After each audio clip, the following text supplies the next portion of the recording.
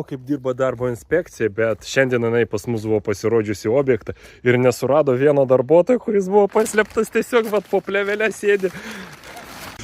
Tam video du žmonės ir aparatas suvartos 70 litrų dažų. Заебись. Sudažys 650 kvadratų per 6 valandas. Jūs reikia pasiimti dažų ir dažymo aparato. Taigi turim šiandienos misiją. Tiek medienos nudažyti ir dar tiek 5 tūkai. Заебись. Prašom 80 litrų remersiuko. Заебись. O čia mūsų turbo režimas dažymo. Eksperimentuosiu, bandysiu, pirmą kartą pasiėmiau į nuomą aparatą sudažyti. Matysim skaičių, žinosim, vertas reikalas ar ne. Заебись. Aparatą reikia sureguliuoti, kad visi šepečiai liestusi. Čia yra vienas suktukas, čia visus šitus paveržėjus reikia priversti, kaip reikia. Testą padarėm, viskas sklandžiai praėjo. Заебись.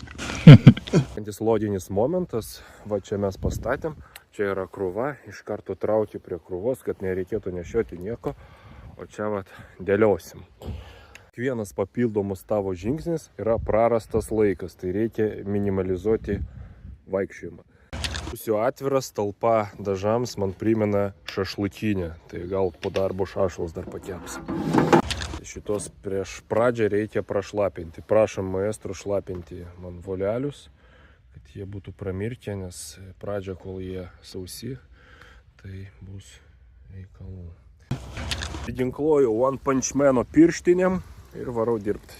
Pradėsim testavimą. Čia atidarom kraniukus, kad varvėtų.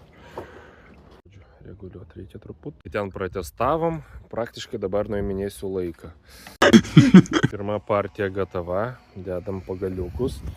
Svarbus momentas, kad šitas nesiliestų, čia reikia naudoti aukštesnį ir tada tik dėti, tada nebus prilypę.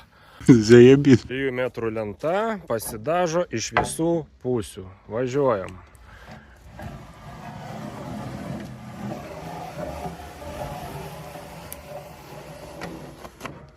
Viskas. Taigi, skaičiai. Yra apie 640 lentų, lenta 0,9 kvadrato ir iš viso buvo išnaudota apie 70 litrų dažų. Tas yra absoliuti norma, nes 100 ml yra 1 kvadratinis metras. Medienai dengti naudojam Remers 3 viename lazūrą, žodžiu, šitos dažus aš pas save esu pasidažęs prieš metus ir 0 pasiekmių, tai yra laiko ko puikiausiai. Tad ir čia be rizikos tiesiog pavarysim su tuo, kas yra patikrinta. Pliusai ir minusai tokio tipo dažymo. Pradėsiu nuo minusų. Žodžiu, atsilupinėjusi medieną, nes jinai šiurkštė ir papuldinėjo jau į sistemą, po to mes perpilinėjom batelius su dažais į viršų ir pradėjo kimštis visos skylutės, tai reikėjo pastoviai pravalinėti, kad neužsikimšinėtų. Kitas minusas, pati sistema ne visai pragalvota, čia šonai kai kur yra prasčiau padažyti.